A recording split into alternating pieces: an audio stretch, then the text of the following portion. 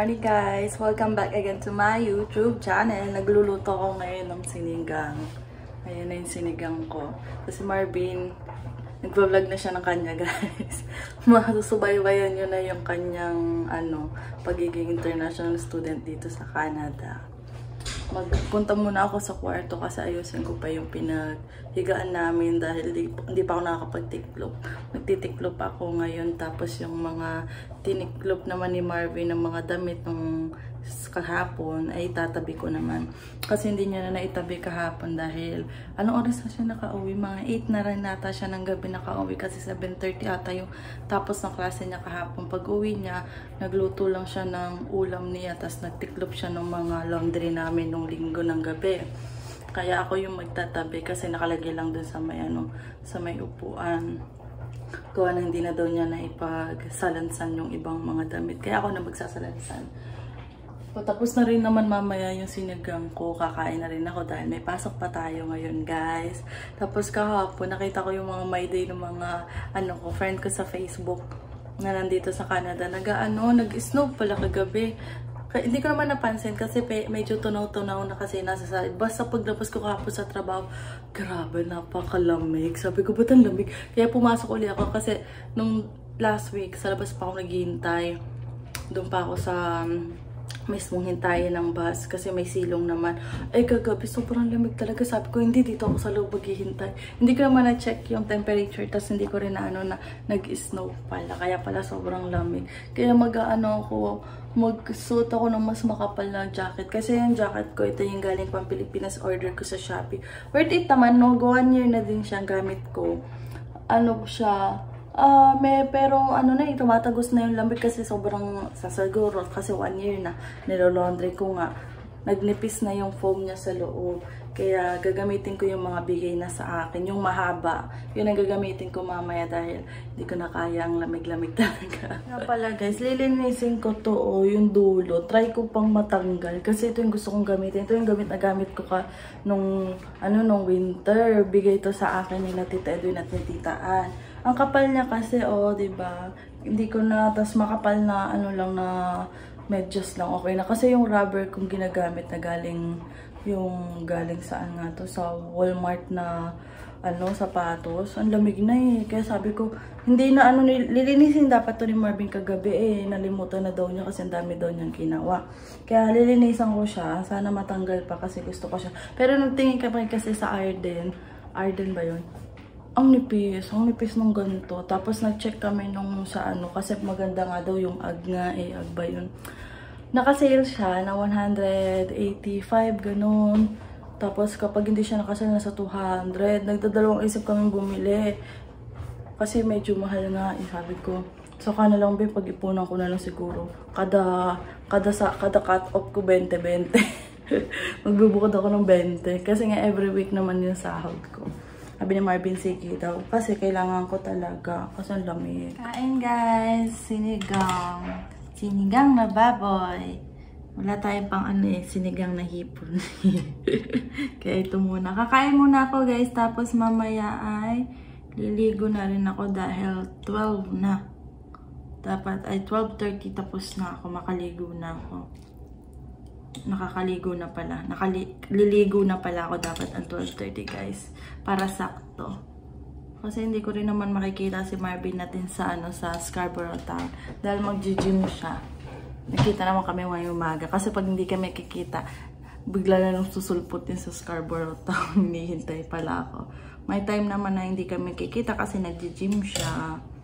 Ginagamit niya kasi syempre, binabayaran niya yung sa gym din kasama kasama sa tuition. Kaya sinusulit na lang niya habang siya nag-aaral pa. And in fairness, ang laki na improve, ang laki na ng dibdib niya, saka lumaki na yung shoulder niya. Pero ayaw daw niya ng sobrang laki kasi masyado ng OA. Sabi ko, huwag kang masyadong magpalaki.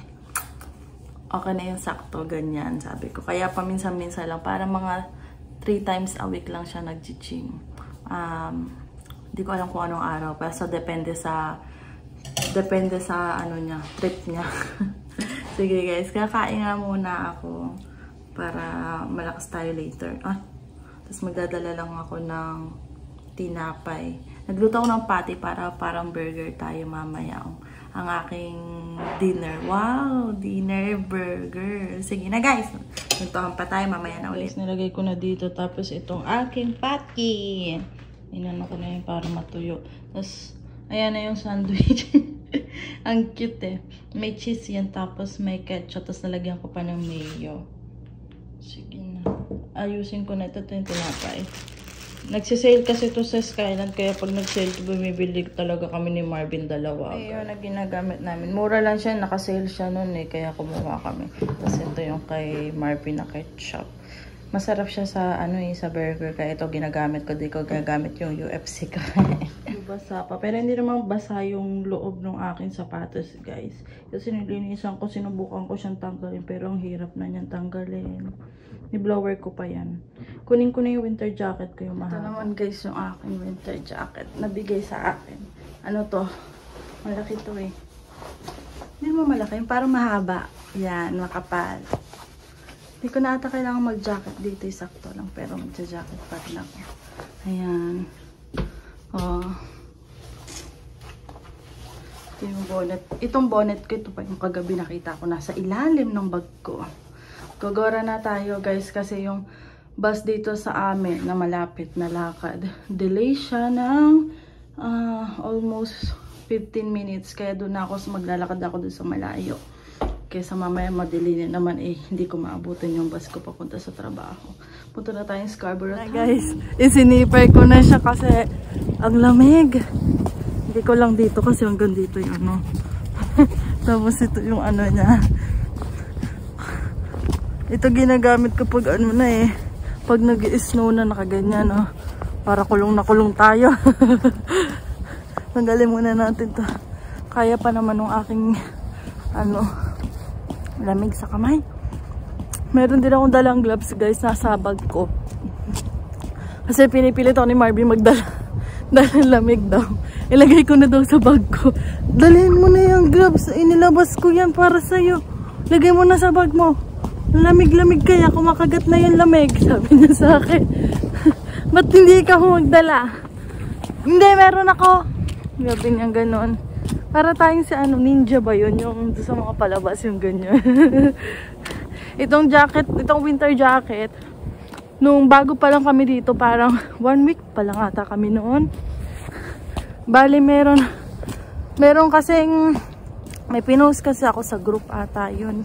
O sa group. Naghanap ng work, tapos ganito ganyan. Tapos may nag-post na isang babae na ano siya, bibigay siya ng winter jacket tsaka winter shoes. Hindi ko alam, pero alam ko siya, nag-message sa akin. Siguro nalaman niya kasi na bago pa lang kami. Minessage niya ako. Tapos sabi niya may winter boots daw siya at winter jacket. Tapos nung binigay niya sa akin yung winter boots, ay guys, grabe. Grabe, ano, bagong-bago pa, ang ganda. Tapos ang bigat. Tapos ito, ang bigat nitong jacket, kasama namin nung si Brick siya kasi Marvin na kumuha sa downtown noon. Ligaw-ligaw pa nga kami noon kasi syempre first time lang namin pumunta nun sa downtown. Punta kami doon, commute kami, nag-ano pa nga, nag-snow pa nga nung pumunta kami. Oh, alam ko nag-snow, sobrang lamig kasi winter na yun. Hala, bumabagsak na naman ang ano, may snow na nagbagsak-bagsak na guys, ang konti. Baka mag-i-snow na naman yun. Kasi katapusan ng November, sabi kasi ng mga kasama ko, ano daw, mga katapusan daw ng November, may mga patak-patak daw ng snow. Pero yun pa talagang as in mag-snow December pa. Kasi nung dumating kami dito nung December 25, natutunaw na yung snow kasi nag-snowstorm pala nung 22. Lamig! Oh my god! Hindi ko na kaya. Lamig! Oh my god! Ano ba to? May ano pa ata dito zipper para ano siya, lamig. Sinisipon na ako. Oh my god. Lamig na sa kamay guys, hindi pa naman ako nag-gloves nasa bag ko. Kaya mamaya na lang uli natin ituloy at naninigas na yung kamay ko. Oh my god. Guys, dry na yung mga halama, ay mga damo. Oh. Hindi na siya tulad ng summer, green na gray, tapos kalbo na talaga. Wala na may mga buhok na puno. Ewan ko kung nakikita niyo yung mga bagsak ng ano, parang hindi kita yung bagsak ng snow. Pero sa next month, makikita niyo itong dinadaanan ko, madami na snow. Hala, lumalakas yung bagsak ng snow, guys. Ayan. Makikita niyo next month. Mataas-taas na. Ewan ko kung next month, dito pa rin ako dadaan. Siguro doon na ako sa malalas sa amin. Kasi ayokong maglalakad ako ng sobrang layo. Mangyayari na maaga pa akong aalis sa bahay kasi yung bus sa amin maaga pa umaalis. E di sa Scarborough Town na lang muna ako tatambay habang nag-iintay ng bus. Kaysa mamalik tayo din. At maglakad tayo ng ganito kalayo. Lalakad tayo layo-layo, lamig-lamig. Diba? Lumalakas na yung patak ng snow. Kita nyo guys, ayan. Medyo nakikita naman siya. Ako sa work, alam nyo, sobrang agap ko. 1 hour.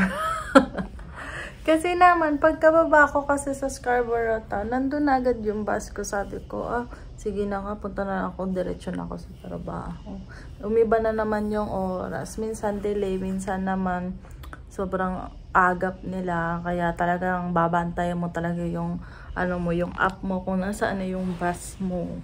Kasi nga yung winter, ganyan, sobrang ibang-iba lagi, pa iba-iba. Kaya message pa ako kay Marvin, sabi ko pa double check kung same kami ng same kami ni Marvin ng schedule ng nalabas. Kasi kaya mamaya malate ako. Sabi ko okay lang maagap, wag lang malate, diba? Kasi hindi pwedeng late. Baka magkaano ko. Hindi ko alam ba't lumalaki lalo yung ilong ko. Lumalaki siya sa lamig. Parang nilalamig siya tapos lumulobo. Tingnan nyo yung kamay ko, sobrang dry. Hindi ako nag-lotion ako kanina, pero hindi, syempre naghinawi na naman ako ng kamay bago lumabas ng bahay. Nalimutan ko na mag-lotion ulit, tapos nalimutan ko bit-bitin yung lotion ko. So, may lacquer na ako. Kasi last time, kasi wala akong lacquer. Nakikilagay lang ako kay ate, yung Pilipina. Kasi puno na. Tapos kahapon, bumalik kasi yung kasabayan ko. Kala ko nga mag-work na ulit siya. Yung pala, kinuha lang niya yung sapatos niya. Kasi may ibang factory na daw siyang pagtatrabahuhan. Kasi nga, nagbawas pala talaga dito dahil hindi daw gumagana yung isang machine. Kaya ganun. Kaya saka na lang daw uli sila kukuha. Kaya sabi nila lucky daw. Swerte daw ako dahil yun nga ako hindi ako yung pinaalis dito. Tapos ayun, meron na akong lacquer. Minessage ko si Marvin na pakihanap yung panglock ko. Yung panglock ko na ginamit ko dati nung sa downtown. Galing pa yung Pilipinas, guys. Kaya para mailak ko na to, baka kasi meron kumuha. Yung parang may maglakay, ganun. Makikilagay na naman tayo. Kaya sabi ko, hanapin niya pag uwi niya mamaya. Dahil may lakay na ako, ilalagay ko na yung mga uniform ko dyan. Uniform for 1 week na yun. So, ayun lang guys. Mamaya na lang ulit. Guys, nawala ng konti yung mga parang itim. Lilinisin ko pa yung tabi bukas. Bukas naman. Bibihis na ako at uwi. Dito na ako nag-iintay. Tingnan nyo. Pumapatak yung snow. Ready tayo. Trying. Wala lang akong scarf na dala. Meron lang ako gloves. Saka bonnet. Wala, ang lakas ng snow. Kita nyo? Uy, malakas ng snow. Thank you. Lakas ng snow. Pasakay na tayo guys. Tingnan nyo yung snow. May snow na ang kalsada guys. Ano kaya? Check ko nga mamaya kung magdedire-diretso. Mag-i-stop siya after 44 minutes. Hindi pa pala siya magtutuloy. Ganyan lang muna. Ayan na talaga. Winter na talaga. Nakikita na natin yung snow. Ayan. Medyo madami-dami na yung snow. Pero mamaya titigil na rin naman yan guys. Ayan guys, kabababa ko lang. Kinabahan ako kasi may may kasakay ako na baliw. Hala, tinan nyo. Snow na.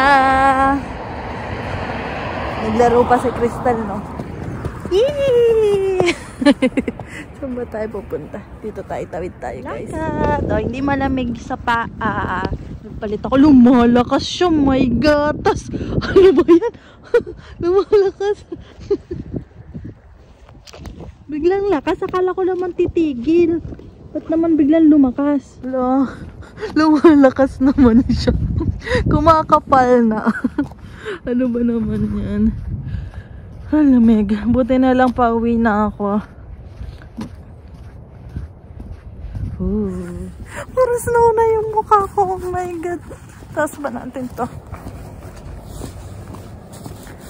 Ang lakas ng snow. Talagang bumabagsak siya sa mukha ko. Masilo. Masilo. Oh my God. Ano tayo guys? Ang lamig. Namaga yung ilong ko. Namaga yung ilong ko sa sobrang lamig. Ay, hindi ko pa ba nalalaki yung pinto namin? Ay, hindi pa nga guys. Ala yan. Ay, nabukas ng ilaw. Ha? Spam? Nabukas? May spam pa tayong bukas? May sipon ako guys. Bigla akong sinipon doon sa paglalakad ko. Guys, hindi ko na natuloy yung vlog ko kagabi pagkadating ko dito kasi napagod na rin ako. Nagaya na rin matulog si Marie. Ang lamig. Pag-stop naman yung snow pala. Ano yun? Oh, ay, nag-i-snow. Napatak na maliliit guys. Pero hindi masyadong kita. Ayan. Natunaw din yung snow kagabi. Napakalamig. -4 ngayon eh. Ay, ayan na. Nakikita ko na yung snow guys. So ayan lang guys, nagpapaalam na ako. Hindi kasi ako nakapagpaalam sa inyo. Nag-i-snow, so mamaya pagpasok ko may snow pala may dito na talaga. So bye bye guys, don't forget to like and subscribe to my YouTube channel.